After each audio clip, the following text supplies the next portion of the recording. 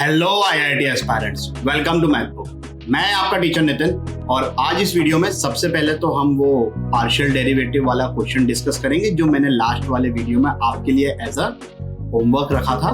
अगर in case आपने वो वीडियो नहीं देखा है पेयर ऑफ स्ट्रेट लाइंस वाला, तो एक बार वो वीडियो देख लीजिए। यहाँ पर ये लिंक आ रही है। That problem will be somewhere around 37 और 38th minute of the video.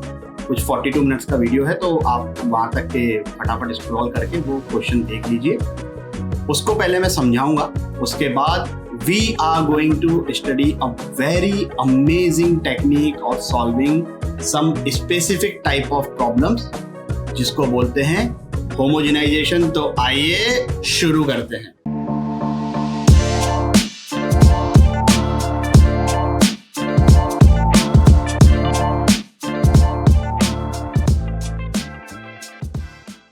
चलिए भाई, तो पहले ये समझ लेते हैं कि पार्शियली डिफरेंशिएट करने से मिलता क्या है। देखिए, ये पूरा हमने दो लाइंस लिख ली और उनको जब मल्टीप्लाई कर लिया तो ये अपने को पेयर ऑफ स्ट्रेट लाइंस मिल गई। अब मैं इसको एक बार पार्शियली डिफरेंशिएट कर रहा हूं विद रिस्पेक्ट टू एक्स, तो ये एक्सप्रेशन आ रहा है। आप वेरीफाई कर सकते हैं, करके देख लीजिए, प्रैक्टिस भी हो जाएगी। अब इस एक्सप्रेशन को अगर आप ध्यान से देखो तो इस तरीके से ये लिखा हुआ है a2 times this line L1 plus a1 times this line L2। ये यहां पर इजीली देखने को मिल जाएगा। आप a2 को L1 से मल्टीप्लाई करो, a1 को L2 से मल्टीप्लाई करो, दोनों को ऐड करोगे तो ये वाला एक्सप्रेशन मिल जाएगा, which is obviously different from L1 और L2, बट उनके कॉम्बिनेशन से बन रहा है। सिमिलर ग्राउंड्स पर जब मैं इसको partially differentiate with respect to y करूंगा, यहाँ पर भैया x से लिख दिया फिर से। सर कितनी गलती करोगे जिंदगी में। तो जब मैं इसको partially differentiate with respect to y करूंगा तो जो एक्सप्रेशन मिलेगा this will be of this format. अब अगर आप ध्यान से देखो तो ये तो फैमिली ऑफ लाइंस लिखी हुई है और ये फैमिली के दो मेंबर्स L1 और L2 हैं।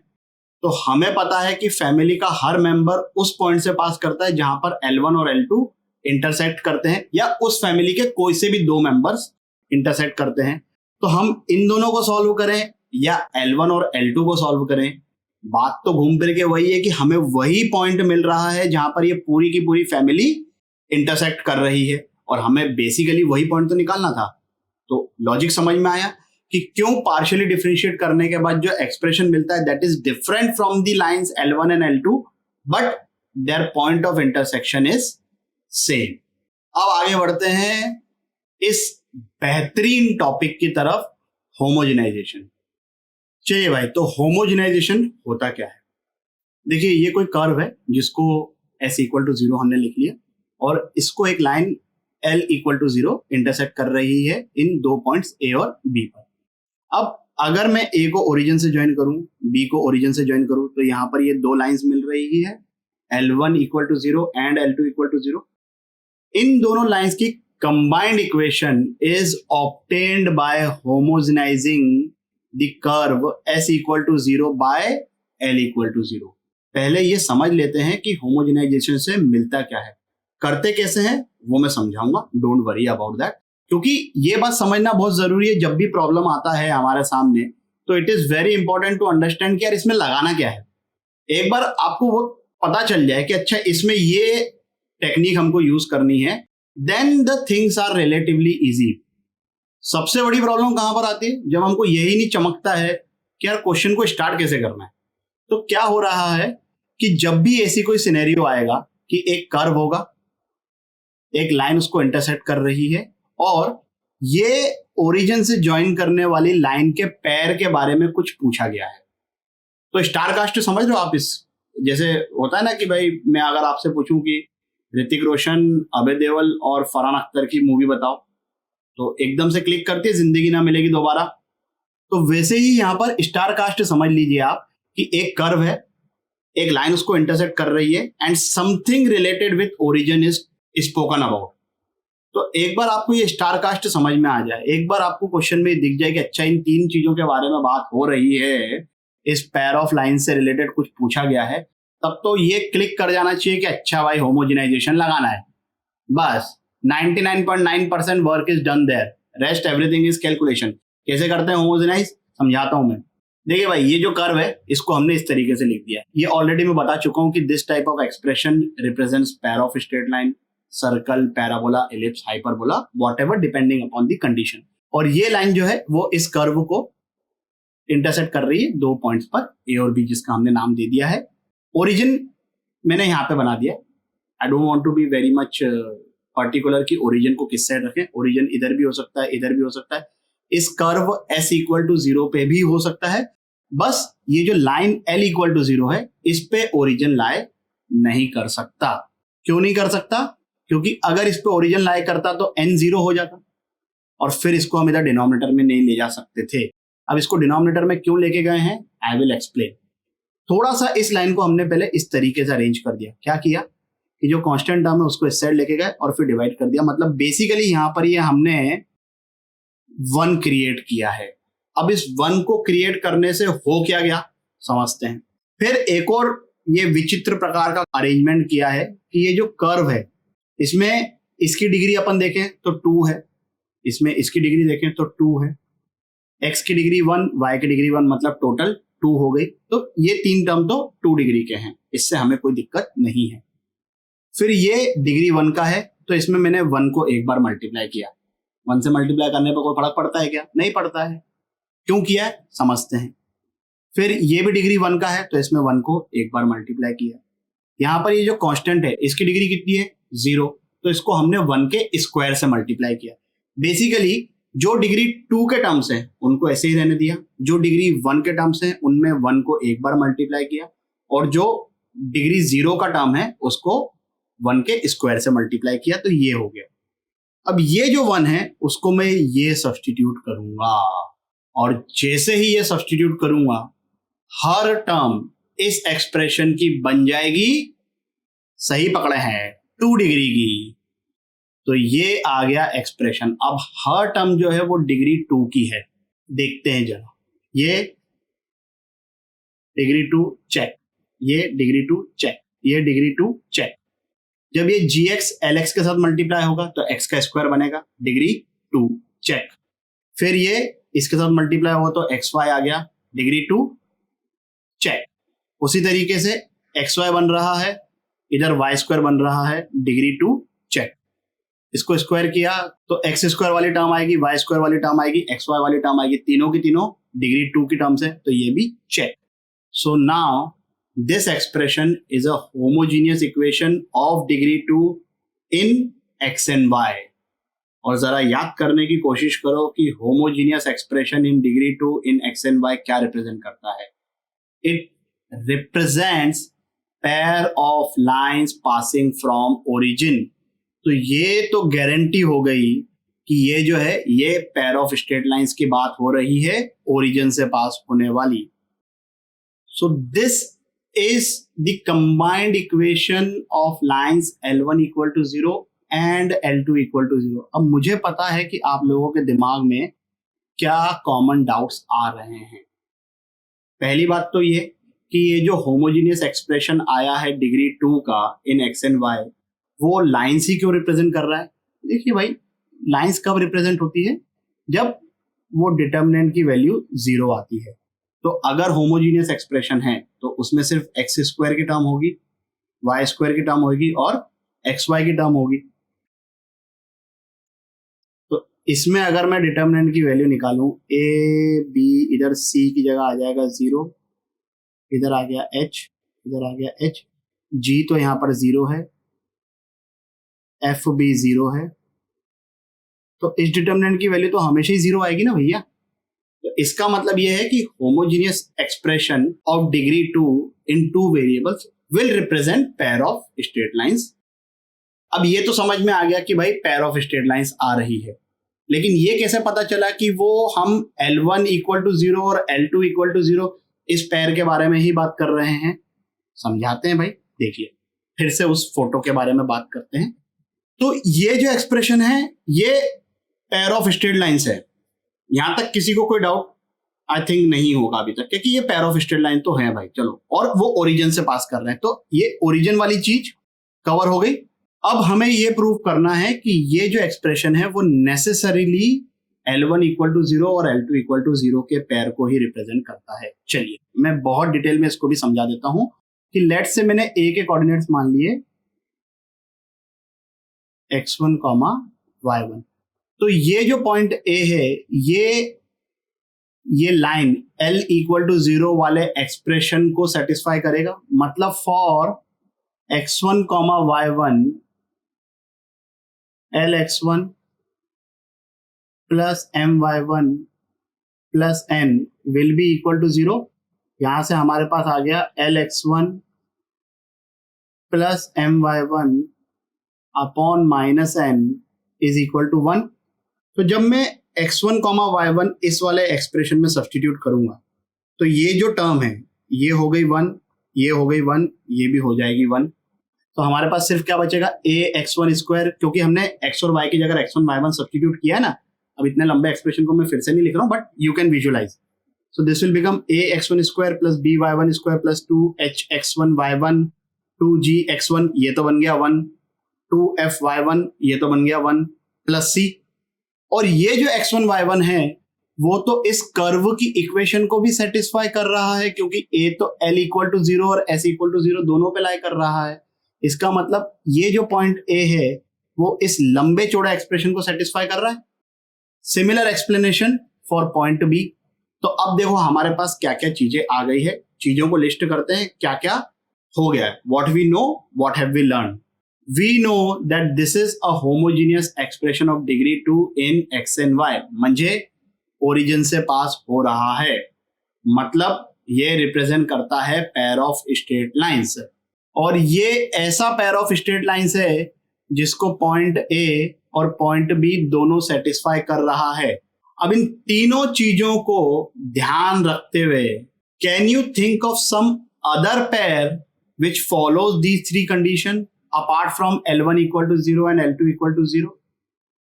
No, it's not possible. ये तीनों चीजें नेसेसरीली सिर्फ यही दो लाइंस सेटिस्फाई करेगी। इसका मतलब ये हुआ कि ये जो एक्सप्रेशन है वो L1 इक्वल टू 0 और L2 इक्वल टू 0 के पेयर को ही रिप्रेजेंट कर रहा है। चीजें क्लियर हो गई? तो जब भी अब हमारे पास क्वेश्चन आएगा जिसमें एक कर्व के बारे में बात की गई है, उसको एक लाइन इंटरसेक्ट कर रही है and something is related with origin, क्या यूज करना है हमको? होमोजेनाइजेशन। बहुत लिमिटेड वैरायटी के क्वेश्चंस मिलेंगे आपको इस पे, ऑब्वियसली क्योंकि छोटा सा टॉपिक है, बट जो इस पे बेस्ड प्रॉब्लम्स है वो सिर्फ इसी से सॉल्व होंगे, तो इसलिए इसको भूलना मत भाई। तो चलिए फिर इस सिंपल से प्रॉब्लम को सॉल्व करिए 5 मिनट के लिए वीडियो को पॉज करके। चलिए फिर डायरेक्टली इसको यहीं की यहीं सॉल्व करते हैं। तो ये कर्व है और इसको ये लाइन इंटरसेक्ट कर रही है, तो पहले इस लाइन को मैं वो 1 जो क्रिएट करते हैं ना उस तरीके से लिख देता हूं। अब ये 2x स्क्वायर को तो ऐसे ही रहने दो, डिग्री 2 की टर्म है। 3y स्क्वायर भी ऐसे ही रहेगा, डिग्री 2 की टर्म है। xy भी ऐसे ही रहेगा, प्लस 10x इंटू 1, इसकी डिग्री 1 है तो 1 कितनी बार मल्टीप्लाई करना है इसमें? एक ही बार। तो ये यहां पर 3x प्लस 4y बाय 5। उसी तरीके से ये इसकी भी डिग्री कितनी है? 1 है, तो इसमें भी ये 1 को कितनी बार मल्टीप्लाई करना है? एक ही बार। फिर ये कांस्टेंट टर्म है, इसकी डिग्री 0, तो इसमें ये 3x प्लस 4y बाय 5, इसको कितनी बार मल्टीप्लाई करना है? 2 बार।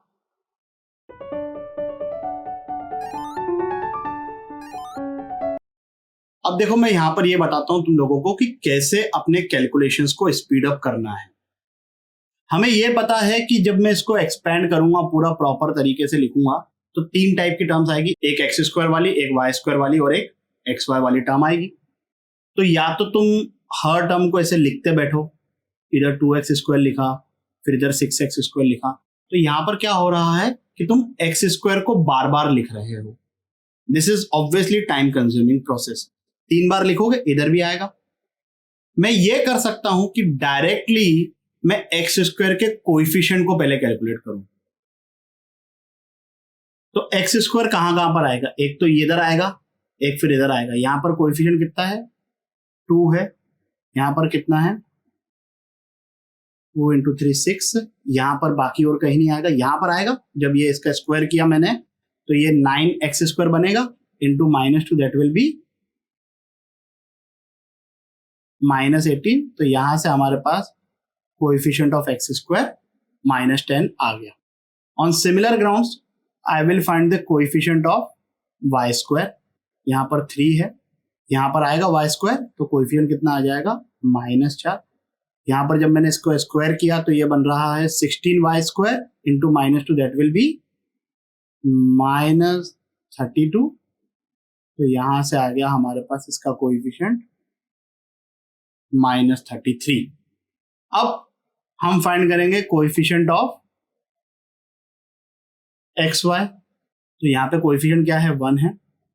यहां पर जब ये 2x इस 4y के साथ मल्टीप्लाई होगा तब xy आएगा, मतलब कोएफिशिएंट हो गया 8। फिर यहां पर जब ये -y इस 3x के साथ मल्टीप्लाई होगा तब आएगा xy, तो कोएफिशिएंट हो गया -3। और यहां पर जब मैंने स्क्वायरिंग करी तो a² + b² + 2ab मतलब 2 × 3 6, 6 × 4 24 into this -2 that is -48। तो यहां से ये आ गया -42 xy का कोएफिशिएंट। तो हमारा आंसर आ गया -10x² -33y² -42xy = 0। Minus common निकाल के सिंप्लीफाई कर लो, दैट्स नॉट अ प्रॉब्लम। आगे बढ़ते हैं अगले प्रॉब्लम की तरफ। 5 मिनट के लिए वीडियो को पॉज करिए, इस क्वेश्चन को सॉल्व करिए। क्या आंसर आ रहा है भाई, -52। जिन लोगों का आंसर आ गया है सॉल्यूशन स्किप कर दीजिए। अब यहां पर वो जो चीज मैंने बताई थी ना कि डायरेक्टली हम कोएफिशिएंट को स्पॉट करेंगे, that is going to be amazing here. क्यों, देखो ये इस कर्व को मैं इस लाइन से होमोजेनाइज कर दूंगा, वो कोई बहुत बड़ी चीज नहीं है। हमें क्या बोल के रखा है कि वो जो पेयर ऑफ लाइंस हैं उनके बीच में एंगल कितना है, 90 डिग्री। तो हमें ये पता है कि पेयर ऑफ स्ट्रेट लाइंस के केस में अगर angle between the two lines 90 degree है तो coefficient of x² plus coefficient of y² is equal to 0। अब मैं सीधे वही निकालूंगा। तो चलिए पहले इसको ऐसा होमोजेनाइज वाले फॉर्मेट में तो लिख ही लेते हैं, 2x इंटू ये क्या आएगा, 2x + 3y divided by k equal to 1 create करने के लिए।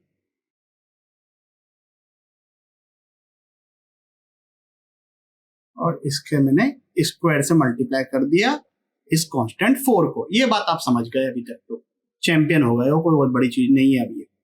चलिए अब मैं सीधे निकालता हूं कोएफिशिएंट ऑफ x²। तो x² इकड़े मतलब कोएफिशिएंट आ गया 3। फिर x², ये जब दोनों मल्टीप्लाई होंगे तो 2 × 2 4, नीचे k को भूल न जाना रे। फिर यहां पर तो नहीं आएगी x² वाली टर्म, यहां पर आएगी। तो इधर इसका स्क्वायर होएगा तो this will become 4x² bye k², और ये बाहर 4 है तो ये बन गया 16 बाय k²। समझ गए ना, नहीं समझ पाओ इसको पूरा एक्सपेंड करो एंड देन कंपेयर, ट्राई। तुमको पता चलेगा कि जब टाइम वेस्ट होता है तो कितना बुरा लगता है।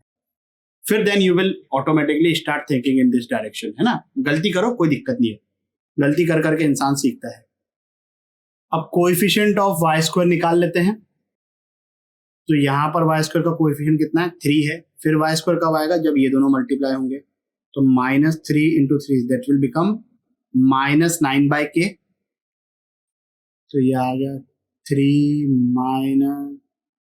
- 9/k। और फिर y स्क्वायर कब आएगा, जब इसका मैं स्क्वायर करूंगा। So this will become 9y square by k square into 4, so that is 36 by k square. What is the condition for lines to be perpendicular? Coefficient of x square plus coefficient of y square equal to 0. इसको simplify कर देते हैं थोड़ा सा। 3 plus 3 6, 4 by k, this is minus 5 by k, 16 plus 36, that is 1, LCM लिया, this is 6k square minus 5k plus 52 equal to 0। हमें किसकी value निकालनी थी, 6k स्क्वायर माइनस 5k की, तो वो यहां से आ गया -52। डिस्क्रिप्शन में डीपीपी है, बहुत ही अमेजिंग क्वेश्चन है उसमें भी, डेफिनेटली सॉल्व करिए, प्रैक्टिस करिए। 3-4 क्वेश्चंस और कर लोगे ना इस पर्टिकुलर टॉपिक पे, तब ये टॉपिक कभी नहीं भूलोगे। इस वीडियो के लिए बस इतना ही। आशा करता हूं कि आपको ये टॉपिक भी अच्छे से समझ आया होगा। अगर समझ में आया हो तो लाइक, कमेंट, सब्सक्राइब करें और अपने दोस्तों के साथ भी शेयर करें। अगले वीडियो तक के लिए सावधान रहें, सुरक्षित रहें। जय हिंद।